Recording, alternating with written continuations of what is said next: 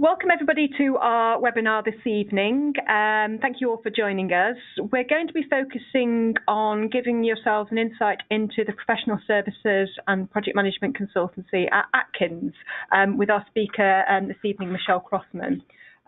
Before we get started, my name's Sophia Koniarska. I'm Director of Programmes and Partnerships at the Officers Association, and I'll be facilitating the webinar this evening and guiding you through our presentation with Michele. Just a little bit about our presenter this evening, Michele. So Michele Crossman joins us. Michele is a Senior Project Officer and she's works in the nuclear and power market part of the business and is also an RAF reservist. Michele will be taking us through in more detail her journey this evening as part of the presentation and then giving you some of those top tips about her transition as well. But prior to joining Atkins, Michele took a sabbatical year, and previously she was in the RAF Logistics Officer for 24 years with various roles, as I say, which Michele will talk us through. But we're delighted to have Michele with us this evening and to guide us through this topic.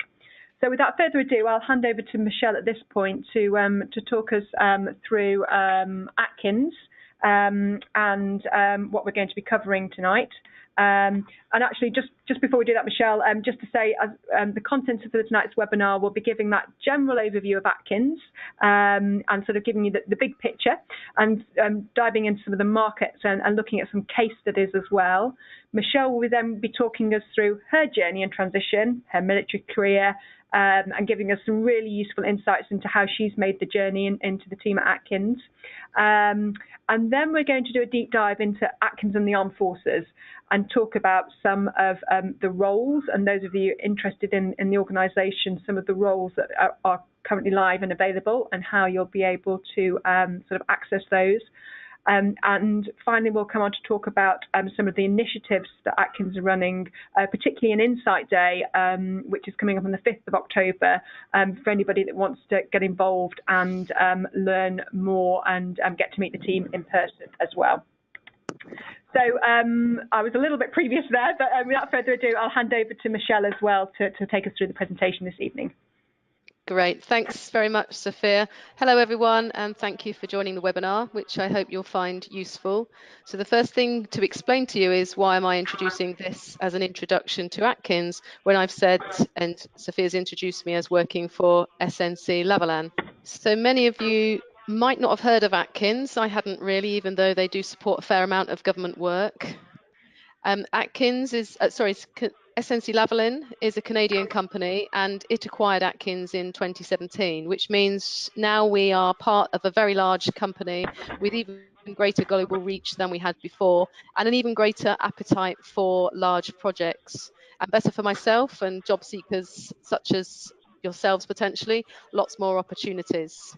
So if you hadn't heard of Atkins, and I hadn't really, then the company were established back in 1938, initially delivering civil and structural design, which over the years has expanded. And so although that's still at the core of a lot of the work that we do, it covers now engineering, design, planning, project management, and a raft of other consultancy services, which you would find in any of the big four consultancies or others in the market.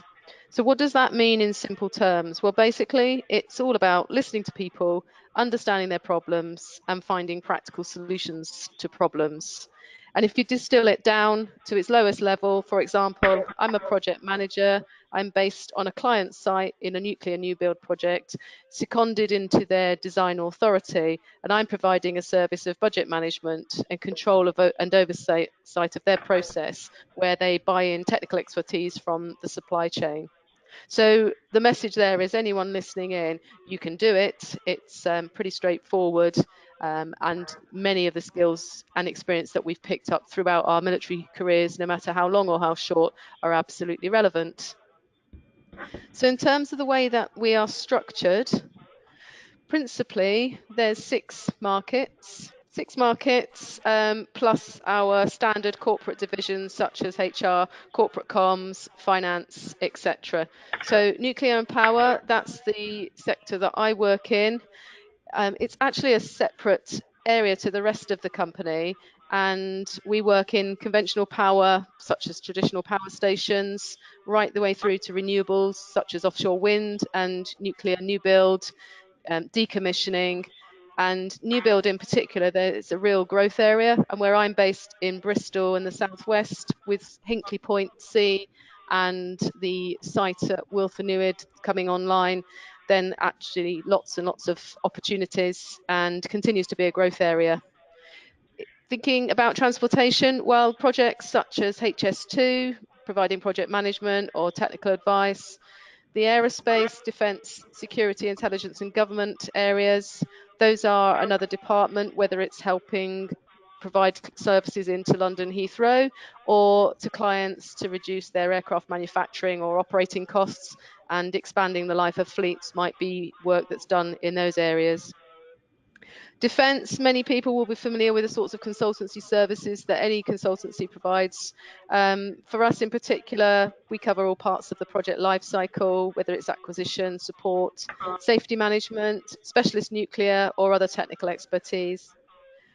And then our Atkins business is the largest supplier of client-side advisory services to UK security and intelligence sector. That ranges from building design and project management through to cyber security and assurance services.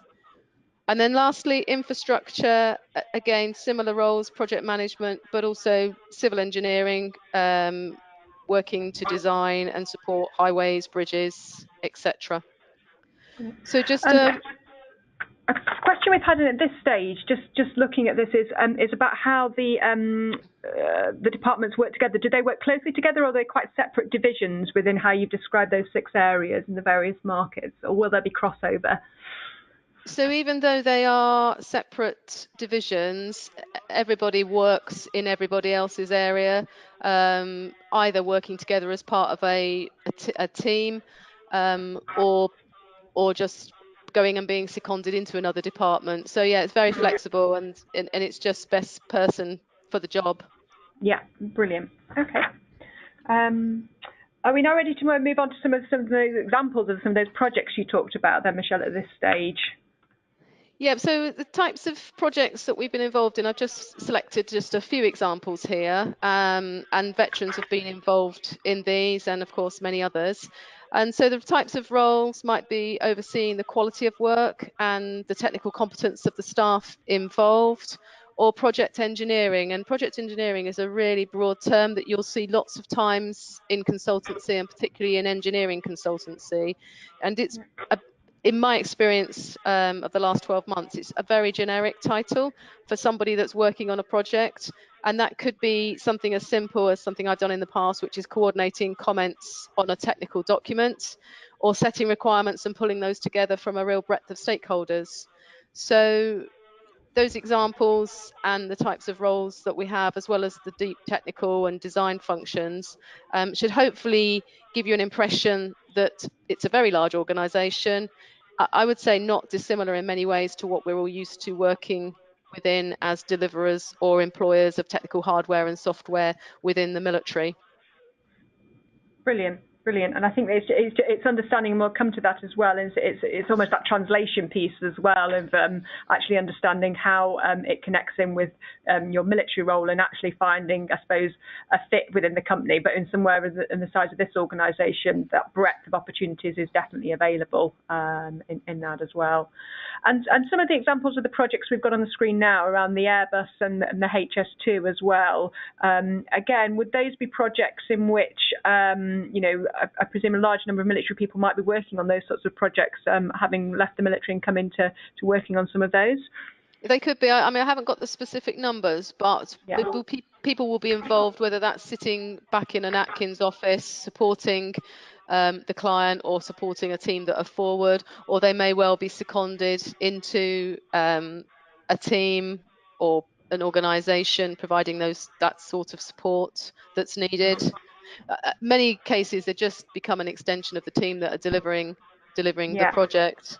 Yeah, absolutely. I think that the differentiator often is sometimes that because it's an engineering consultancy, and very much it's sort of rolling up your sleeves and getting stuck in to actually work on the solution and see that all the way through. So it might be taking the design right the way through to the transformation and the change management that needs to take place to land it. Yeah, absolutely.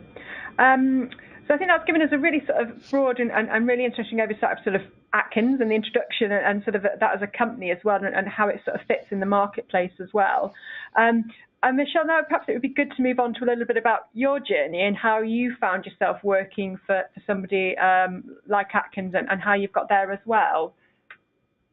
Yeah, so how did I end up here today talking to you about my experience in the company? And in sharing my story, what I'm hopefully going to give you is some very personal insights, which hopefully will make you think, that's just like me, or, well, if she can do it, then I definitely can, or simply just give you someone else to add to your network as you go forward on your journey, whatever that journey is. So where did I come from? Well, I didn't really know what I wanted to do as a child. And so, having tried to join the RAF unsuccessfully at 18, I went off and trained as a PE teacher, and then subsequently joined the RAF because I needed to fulfill that ambition. And I never really found a reason to leave. So over the next 24 years, I had a very broad career in a few, which varied from a few practical logistics jobs, mostly policy and longer term planning roles as my career progressed in the RAF, the Joint, and in the MOD environment. So, and I left as a group captain just a couple of years ago. So as with many in the military, I always remember sitting there thinking and chatting about leaving, but those were really not serious thoughts. But probably after about 20 years, I was beginning to feel less fulfilled at work, and family stability was becoming much more important to me. And really, my daughter was reaching a point that I felt I wanted to really have more time to focus on her. But even at that point, I still didn't feel brave enough to leave. But with the help of a coach, and more of that later, I made the decision and started actively managing my departure and transition to civilian life. So unlike many that I transitioned with, I was seeking a step down. I was seeking part-time role to fit in around family. And I'd worked out what the minimum was I could earn. And through education, which was where I thought I wanted to go, that would give me the ability to give something back, which felt really important at that point. And so when I was selecting and I did my resettlement courses, they were tailored around, in hindsight, maybe I had some insight then about future-proofing my options. So for example, I did charity management, self-employment, and then the Institute of Directors Certificate in Company Direction. I'd also had a week's work experience in a primary school, and I quickly realized that teaching wasn't going to be for me. But what I did do was register on eTeach, which is a really great platform for anybody that does want to go into the education sector, and a jobs listing, which at this time I'd then seen an advert for a compliance officer, which didn't really mean anything, but I was very attracted to part-time, term time only. And so I did this. Essentially, it just meant I brought my organizational skills, my ability to deal with people, motivate people, and work with the leadership team to really put the school on a more orderly footing. And within the military, we do work within lots of processes. We're used to structure, we're used to good governance. So I was able to transfer some of that into the school, and it was really enjoyable. So the job was okay, the money was good compared to lots else in the education sector, unless you were going to go in as a bursar, which wasn't what I wanted to do. But actually, it began to dawn on me that this wasn't quite going to be good enough for the longer term. And also, I felt that I couldn't really afford to take more than a year out, because actually, in hindsight, that turned out to be able to be categorized as a sabbatical. So I turned my attention to what next. I wasn't really sure. I didn't want to return to defence, which would have been a really natural place to earn good money and maximise the use of my skills and experience. So I set about messaging lots of my LinkedIn contacts. I contacted my broader network, had conversations with friends and strangers, and then, testament to the statement that it really was all about the network, had a random conversation where I was chatting to another mum about how a previous Army brigadier boss, as I was leaving, had said that if I ever thought about consulting, which I definitely didn't want to do at that time, that Atkins would be a really good fit and that I'd be a good fit for Atkins. And it, funnily enough, turned out that her husband was a director and said I should have a chat, which I did. My CV was shared within the company and I was able to apply to a generic job advert as a project manager, which I would definitely recommend if you just want to get a foot in the door, or it's a way of mobilizing the network to help you out. So I'm almost a year into my time in Atkins and I'm onto my third client-side project. I think veterans are really good working in a client side because we're good at building quick relationships and settling into a team. And so that's pretty much where I've been from about 2 weeks after starting with the company. What I would say is that my work in the nuclear new build project is really exciting. It can be mundane at times because some of the functions that you're required to do can be quite menial and low level, because I certainly don't have a technical background and I don't have a nuclear background. So it has been challenging. If you want to transfer to another sector, I think that's just something worth bearing in mind. And you also won't necessarily have a network and credibility and reputation, which certainly as a senior officer, I certainly didn't realise and probably took a lot of that for granted before. So certainly if you want to enter into a sector and you don't have an engineering technical background, where chartered engineers in particular might dominate, then that's just something to bear in mind. But I think I'm proof that you can succeed. So bringing us bang up to today, I think I would probably say that I'm still transitioning. After nearly 2 years out of full-time service, I'm starting to think that, having said I wouldn't go back to defence, I'm probably almost ready to go back, because I would like to bring that experience, that knowledge, and actually it's quite comfortable, as I've found when I've gone and done my reserve commitment. So as I said at the start of this section, I didn't really know what I wanted to, probably still don't know what I want to do when I grow up to some extent. But if nothing else, what I'm doing through the opportunities that I've pursued is I'm learning all the time. I'm building on my knowledge and experience rather than diluting it. And I'm able to hone my choices down going forwards. And I'm getting a much better understanding of what to avoid in the future. Yeah. And I think so one of the questions at this stage, Michele, is around what did you find was your biggest challenge going in to Atkins? You sort of alluded there to sort of perhaps not being a deep technical specialist after you've been at quite a senior level as well.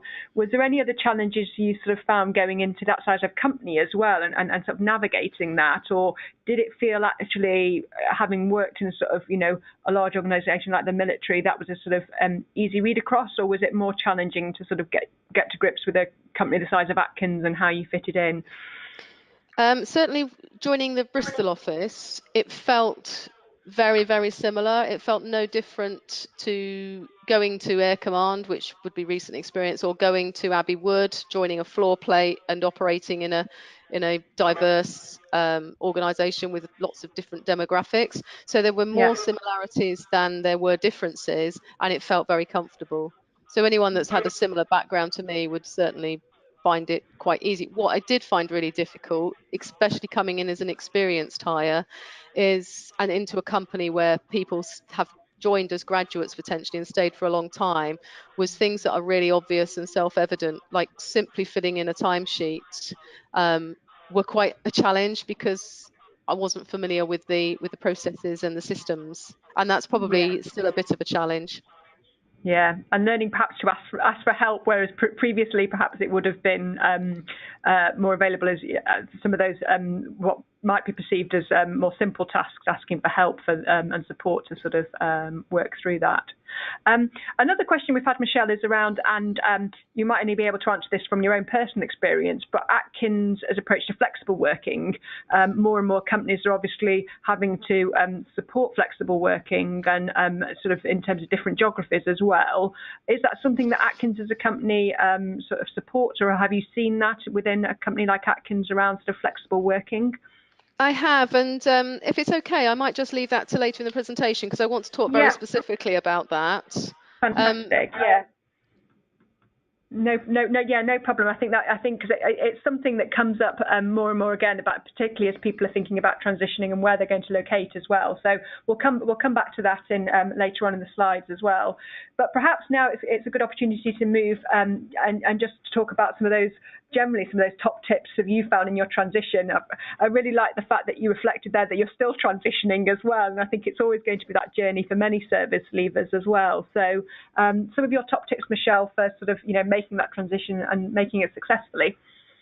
Okay, so first of all, I'm going to probably hear all the rolling eyes and groans as I say that you need to plan your time, and I know it's easier said than done. I actually have always been quite good at planning my time, so I did do this quite diligently, but I think it's really taking a hard look at yourself in the mirror and realizing that the world will still turn without you, no matter how busy your job is within the military, and that others will have to pick things up in their if they're important enough, and then be disciplined to plan some courses, look early, or if you're not able to do that, then put the exit date back to just give yourself a little bit of time.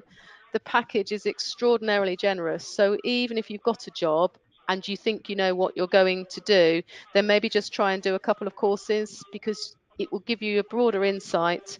And if plan A doesn't end up working out, then you've got some options and ideas or things to discount for future. Yeah. So my second one is really if you're struggling to really focus, or you sometimes need that external stimulation, then getting, whether you call it a coach, a critical friend, a counsellor, but somebody, for me, it was helpful to pay somebody that if you really don't know what you want to do. So I mentioned earlier that I couldn't decide whether to stay or go. It was a real deliberation. So on impulse, I booked a package of 4 sessions with a coach, and really in the first session, conversations, exercises, similar to those that you would go through on CTP, but they were tailored to me and much more in depth, which we quickly got on to focusing on values, what were my values and what was really important. And suddenly, literally like not only a penny, but a pound dropping, I knew absolutely I needed to leave, and I absolutely needed to do something which aligned to my values. And actually not necessarily what I did, but the company I worked for really mattered, and their ethos and their values. So that coaching experience, of which I did 3 of the 4 sessions, has given me some real tools and tactics, and those have actually been real lifesavers. So yeah, consider that if you're struggling to reach a decision or reconcile things in your mind. And I think recognizing that it is going to be a varied journey. So where you land, you might be lucky and it's the place that you stay and you're completely fulfilled. But I think the first 2 years are about a transition. And so what might have been important or acceptable at the beginning, or the right fit, will change, could change. And if that happens, it's just a case of going with it. I think recognizing that there will be a bit of a dip in your morale as well. I went through a phase where I was having self-doubt. Oh, I can't do this. Oh, I'm not sure this is for me. And actually, it was really helpful at that time to bump into a few other colleagues who were slightly further along in consultancy, who were, aha, you've had the trough of doom. And just knowing that the trough of doom existed was really helpful, and knowing that you come out and actually it's just a case of like gaining confidence, gaining experience, and finding a role that that is more suited to you. So Sophia asked me the question earlier about what was challenging. Well, definitely making sure that you get the support you need. And I've found the graduates are a really useful source of giving you advice, telling you where to go, because they're pretty much new in and they're finding their way as well. And they're a great source that you need to lean on when you're doing consultancy work. So the obvious one I spoke about early, and just to emphasize, it really is all about the network, and the network will often deliver you successes that you hadn't even realized would do. So my case in point is absolutely true there. And if you can plan your time, put away some money to cover the salary loss, which is what I did to allow me to go part-time, to give me that space to see my daughter through a transition to secondary school. It's great to be able to just have a bit of period to do something, whether that's scratching a lifelong itch, going traveling, trying a different lifestyle. And as I've found, actually employers have seen that as a positive, because I'm able to now categorize that as a sabbatical, doing something really different. And the view I took was, if they didn't see that as a positive, then was that really the company that I wanted to work for? And I would recommend, even if you really don't think you want to continue, recognize that being in the military is probably a big part of your identity. And so joining the reserves, even if you don't follow through and do anything with it, it's much easier before you leave than when you've actually left. You're able to maintain your clearance. It's an easier process. Even simple things like keeping your email accounts. And with the reserve commitments, certainly within the Air Force, huge flexibility and minimal commitments. So in my first year, I only ended up doing 2 or 3 days, which were literally going up to Air Command for meetings. And then just this year, I've been able to do a 10-day stint providing effectively ad hoc consultancy to air capability. They're grateful of that 10 days support. It's allowed a task to get done, a paper to be written, and a board to be briefed that probably wouldn't have been able to have been done before. So yeah, that would be my top tips. Brilliant. And I think some fantastic insights there. And I think it's always remembering, our listeners, they'll be at different stages of their transition, but remembering you were there 2 years ago, where they are as well, and sort of that journey that you've gone through. And I think your first point, Michele, about planning your time and the package that you get. What we always say to service leavers is there's no shortage of support out there. It's just how you navigate it and how you use it, and that, using that network and leaning on people that are able to support and able to support you through the journey it makes all the difference in making a successful transition, whatever successful looks like for you as well, and recognizing that it's going to be different for different people as well. We've had a few more questions, but I think we'll come on to those in the same section around sort of flexible working and Atkins support around, reservists as well. But at this point, I think it'd be good just to move on into sort of exactly that Atkins and what Atkins and the Armed Forces look like as well, as an employer as well, and some of the support that they offer and your experience with that, Michele. Yeah, so my experience at Atkins, firstly and foremostly, on the next slide is a list of probably answering some of those questions. So it's definitely an Armed Forces friendly employer. We've probably got about 150 veterans and reservists that we know about. It's quite difficult to track, and many people that left the service a long time ago or have been a civilian more time than they have a military, don't necessarily associate themselves as being veterans in the context that we might now. So I don't think the company currently attracts as many military people as it could, and I'll come on to some of those reasons in a little bit. But as I said earlier, it felt a very, very familiar environment, a very comfortable environment, and therefore I was able to settle very quickly, feel very comfortable. So that was really helpful. What was brilliant was that it was immediately obvious to me, even in my chats before I applied to join, that it was absolutely a family-friendly employer, and it was a lived experience as well as just being a headline. So remote working, flexible working is really encouraged, and people will go out of their way to try and make sure that even if you're client-based, that still fits in with your whatever the work-life balance means for you. Of course, you're there to fulfill a role at the end of the day, and that flexibility won't always be able to be upheld. But pretty much, I would say that, it's been, for me, in the last 12 months, I was able to buy 15 days additional leave, which really helped me with school holidays. I've got a laptop, my Atkins laptop. I also have a client-side laptop, so 1 day a week I work from home, and if I need to flex my hours, then I managed to do that. And lots of consultants, I think, certainly I can only speak for the nuclear and power side, are moving towards that much more agile workforce, if only because office space is becoming a real premium. So I think, definitely family friendly. Brilliant. I think it's and a bit more about the reserves as well. We've had quite a few questions about that and sort of how that's supported as well. Yeah, so I knew that the company had an HR policy and that it provided 10 days paid leave. I mentioned that I'd bought 15 days leave, so I could have, rather than using that leave for my family commitments, I could have used that to enhance my reserve commitment. And the contract that I negotiated as a reserve means it's a 0 hours contract for the reserves, and I could work, if I could get the time off, for up to 30 days. And I haven't tested the water, but I'm pretty confident from seeing other people in the company that there is flexibility to work on a different arrangement that would allow actually the two careers to be not mutually exclusive. So I haven't actually tested that myself, but I feel that that is becoming more of a recognised option as people take more of a gig approach to their careers. Yeah, yeah.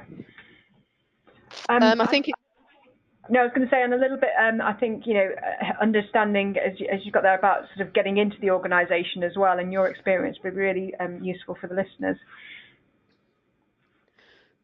So, yeah, I think it's just to understand that the recruiting pipeline can take time, and that's entirely normal. So, for example, my initial chat took place in the March.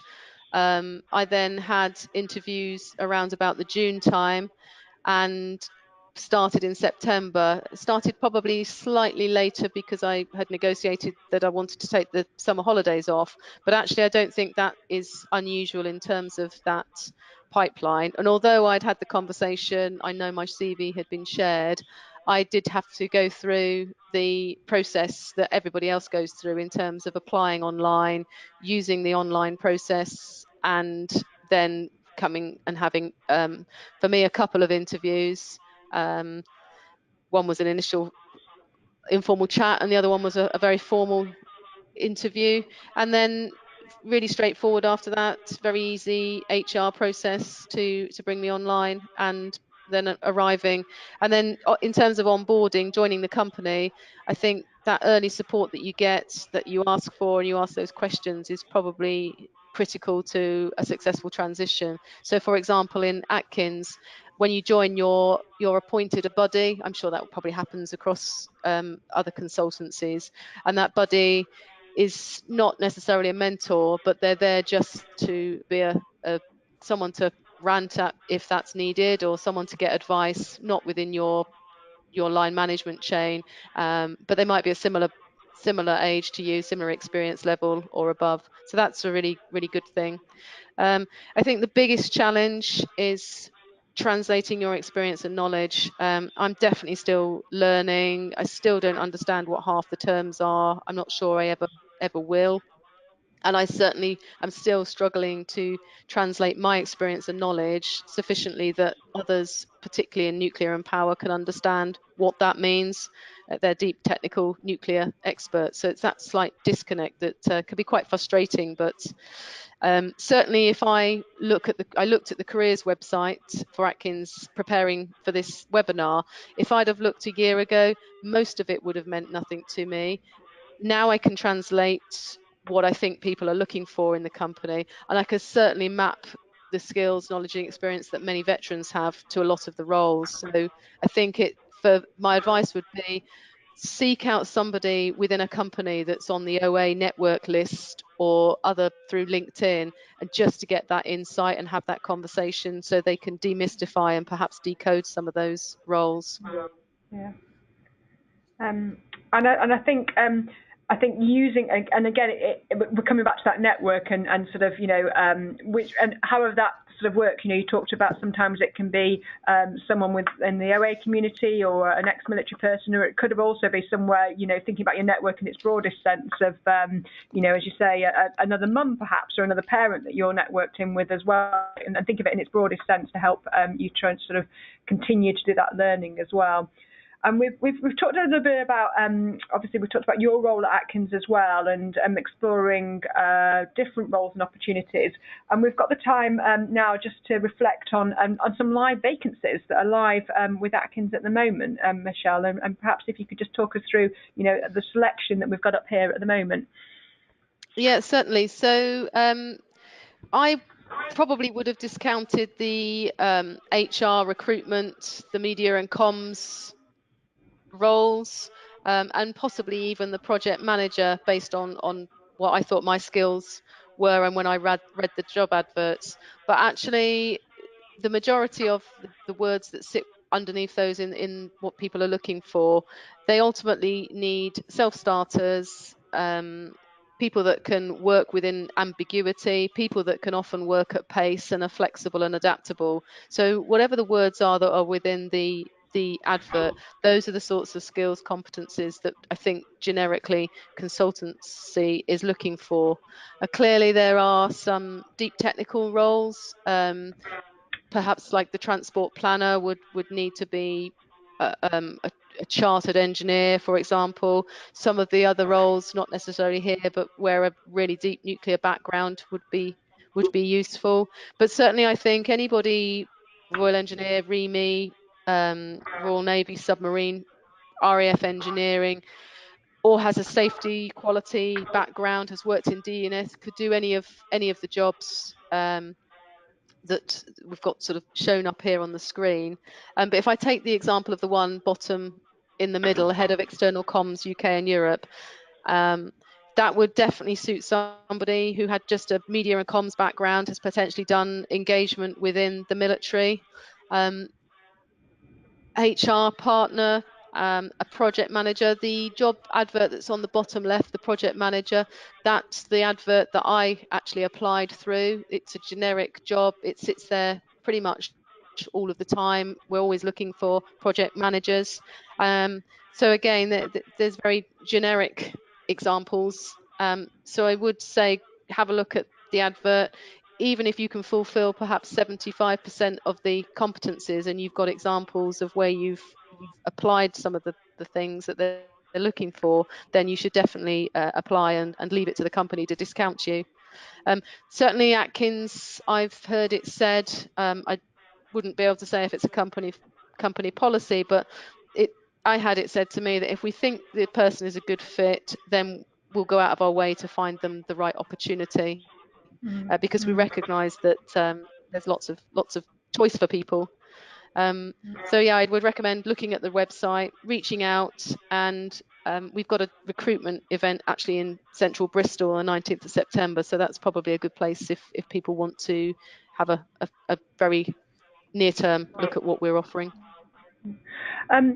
And I think that's a really, I mean, as you say, this is a snapshot of the roles that are available at Atkins at the moment, and it's really sort of about doing that sort of translation piece and sort of thinking as broadly as possible about how your skills translate. And we've had a question come in, Michele, on that as well, again about your sort of personal experience and thinking, if you had your time again, would you have gone straight into the defence consultancy sector, and sort of, or actually has it just been as much a learning curve, having gone through the process that you've gone to, or do you think, you know, people valuing sort of we talk about deep technical specialists and skills, and obviously if you're going across straight to the defence sector after being in the military, perhaps you might expect a slightly higher salary to go in on as well from that. And would you change anything, or as you say, has it been all part of the journey?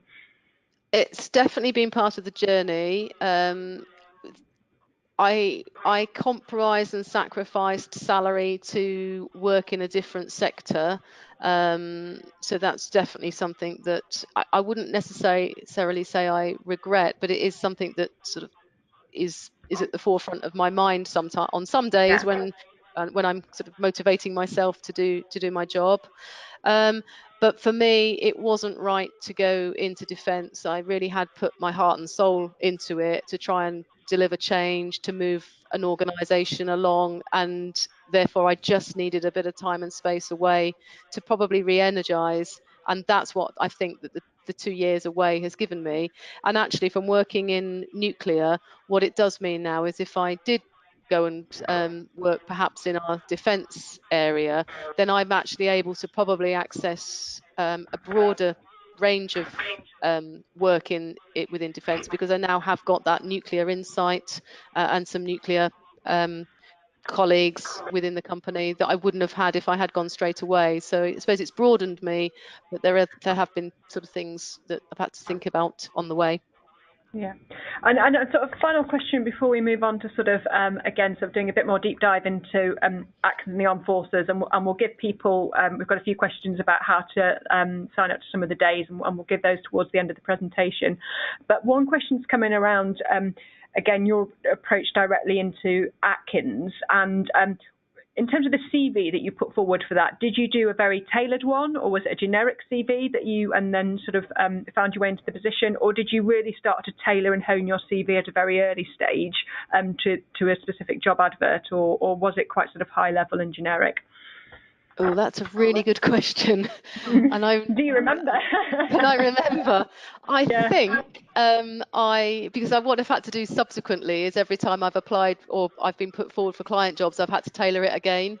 So I think I took my generic one and I took the job advert for the project manager and I tailored it to the job, but I don't think I really did too much, because actually at that point that hit the system, I had an advocate in the company. So I think that's the key, is that if that advocate, somebody who doesn't necessarily know you but knows the background where you've come from. So this particular director, his father or uncle had been in the military, so he had a real affinity. That probably was worth a lot more than me spending hours and hours and hours trying to refine my CV. Yeah, and I think we'll come on to that as well, and we come back to that importance of the network, and and making those connections, whether it's through personal connections or whether it's coming to some of the insight days or recruitment events as well, because it just gives you that extra in as well, and sort of puts you in the forefront of recruiters' minds or the line managers' minds as well. So that's right. We've got a few more questions coming in, but I think at this point it'd be good to move on to sort of Atkins and the Armed Forces and some of the initiatives and some of the opportunities for people that are listening online to find out a bit more about Atkins and meet some of the team as well. Yep. Okay, so within the company, before I arrived, there was already an initiative going, which was called the Atkins Partnering with Armed Forces Programme. And so this is associated to the Military Covenant and a lot of good work that's gone on within Defence, the government and across the nation in terms of getting people to recognise the military service that's been given. And so the Defence Relationship Management Organisation have the Defence Employer Recognition Scheme, and so Atkins signed up to that, and the initiatives that I'll talk about in a moment are all part of that the company does. The focus very much for the scheme and within the company is, and lots of consultancies, as you'll see, for the plethora and choice you have in terms of the insight days, the webinars and other initiatives, is just to really bring more veterans and reservists into the company and other companies. So the Partnering with Armed Forces, the PWAF program is within Atkins, is led by a volunteer Armed Forces champion and supported by a program manager. So I'm the Armed Forces champion. It was a role that I took on because somebody else was leaving pretty much the same time, and I was probably a reluctant role holder to start with, as I was really keen to just focus on what I needed to do and embed myself in the company. But nonetheless, the company gives me a few days a month to fulfill that role, which is really great. And then we largely draw on voluntary involvement. And I'm sure most of the people listening, wherever they end up going, they'll want to pay it forward in terms of the support and help that they get. So we've got a network of volunteers, which it demonstrates the goodwill that the company has and also individuals have within there. And in terms of the initiatives and activities, we've already talked about the 10 days of extra paid leave, which I've benefited from. There is a strong network that we just signpost government changes in policy or up and coming events. Some charity fundraising activity. We've just raised £500 for SAFA, and trying to get people going to recruitment events, so supporting CTP events, for example, and also our own company events. So I mentioned earlier the one on the 19th of September, and the link to the careers page is at the end of the presentation. So if you want to go along to that, then they're definitely targeting Bristol and Southwest opportunities, and across most of the business areas. So that promises to be a good event. And Sophia mentioned our Insight Day. So we'll be holding our first Military Insight Day on the 5th of October. And that's to give a very generic insight into professional services. So if you've enjoyed what I've talked about tonight, then there'll be a different set of people giving you a deeper insight, and it will take place at our Bristol office, which is based in the Aztec West Business Park, which is essentially on the M5 M4 junction, so really easy to get to. You can get a place by going on our Eventbrite page, and the link again we've got, and that's being advertised through Officers Association, CTP, and White Ensign. So lots of places you'll be able to sign up to that. And the agenda's still being firmed up, but at the moment, Nick Roberts, who's the president of SNC-Lavalin's engineering, design and project management sector, is coming along to provide opening remarks. We've secured a couple of hours of his diary, which I would be very surprised if we still have 2 hours of his time, but that just shows you the level of commitment and his personal interest in the scheme and trying to attract veterans to come and work for us. We've gathered a real number of vets who'll come and talk about their experience, representatives of different services and different experience levels. And then at the moment, 2 of our HR partners are going to come along, and they're going to deliver a practical session which will hopefully answer some of those questions that you said are there about CVs, tailoring your CV, and the generic online recruitment process. Many companies have offshored their recruitment. So talking about probably the best way of tackling online recruiting from an HR perspective. So I think that section should be really, really useful and help to give some insight into, I think we've got about 700 vacancies across the whole of the company at the moment to fill. Obviously not all of those are relevant, and also demystify some of the processes. And then a guest speaker coming from Bristol Management Centre, which will just give us a different perspective and hopefully a different insight into the Southwest in particular. And then plenty of opportunities for networking during the day as well. And I think it's exactly that. All of those, whether it's coming down to the Insight Day on the 5th, or which is specifically for service leavers and veterans, and also on the 19th as well, that recruitment event. It's those opportunities to put that into practice and to sort of get the inside track as well. And we talked about a lot tonight about networking, and so really using those opportunities, using the knowledge from something like having attended the webinar tonight to then bring more questions and make the most out of those days as well. Well, we'll just highlight, and as I say, this presentation will be available online afterwards, and you can get a copy of the slides. We've talked quite a lot about different links there as well, so they're highlighted on the screen, but you'll be able to follow those up with ourselves as well. But Michele, I've just got a few questions, if you're okay, for us to finish off on before we go to our final sort of follow-up slides and a few polls. So a few more questions that we've had throughout the presentation as well, and we've had some great questions from the audience, so thank you for keeping those coming in, and you've been really engaged throughout. One question was about sort of the moves you've made as well, and you've made a few moves in sort of a relatively short space of time as well, and how that's felt for you moving from different environments over that time. And again, you've talked about that being part of a journey, but I think sort of people reflecting on that, how's that viewed, moving from from sabbatic or into the roles you've moved into, and has that ever felt sort of a challenge, or has that been part of your journey? I think so far it's part of the journey, and it's very easily explained. I think if I moved now and continue to move at quite a lot of pace and darted around all over the place, that would be viewed less positively. But at the moment, my experience, certainly from talking to people, is that's entirely fine, and there's a very, very good reason for why it has been the way it has been. Yeah, brilliant. And I think the beauty of consulting, which I didn't expect really, was that just like when you do military jobs, sometimes the ability to know that if you don't like what you're doing, you can move on in a relatively short notice and go and try something new is part of consultancy, those opportunities. Or likewise, if you want to go and do something and you want to stay in the same place for a while, a client likes you, then that's also a possibility. Yeah, and I think it's that flexibility and that breadth as well, which is the opportunities afterwards.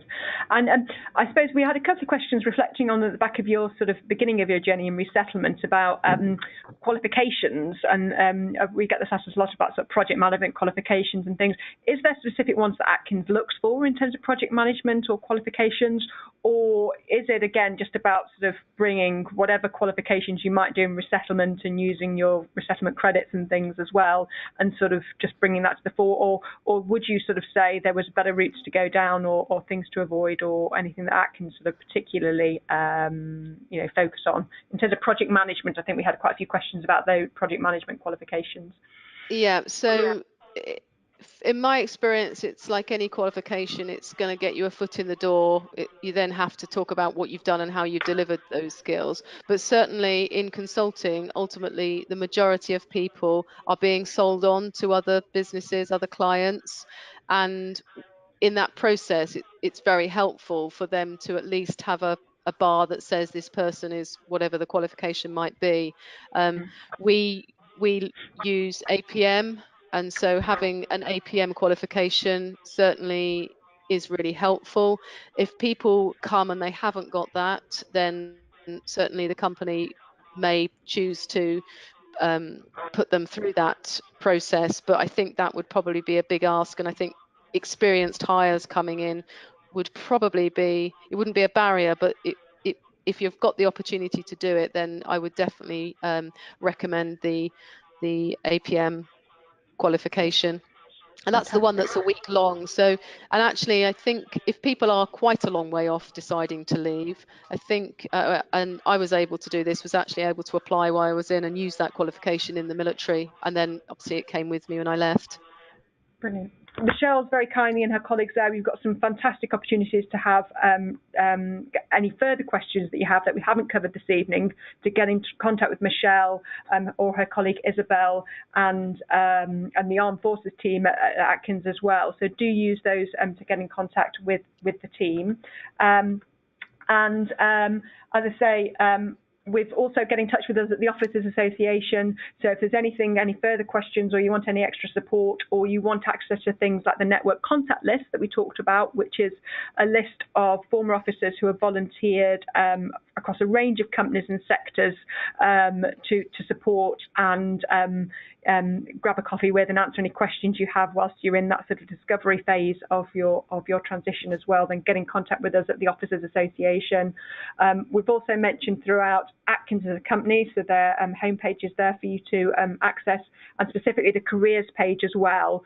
We've pulled out some of the vacancies this evening, but with over 700, there's plenty to go at. So do take a browse of that as well and sign up for some of the events. But I just want to say a massive thank you, Michele, for this evening. It's been really insightful, and thank you for being so generous and sharing your journey as well, so personally as well. And I think it's really helpful for others who are going through that transition process, just to see how you did it and how you succeeded as well. And so it's a really helpful journey for you to share.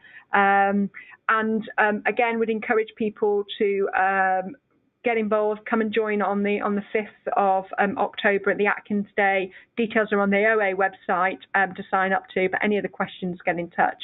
But thank you for participating this evening. Thank you, Michele, and thank you to our audience as well for joining us. So with that, I think we'll close the webinar for this evening, and hopefully you'll be back in touch with us soon. So thanks, Michele. Thank you. Good luck, everybody. Thanks.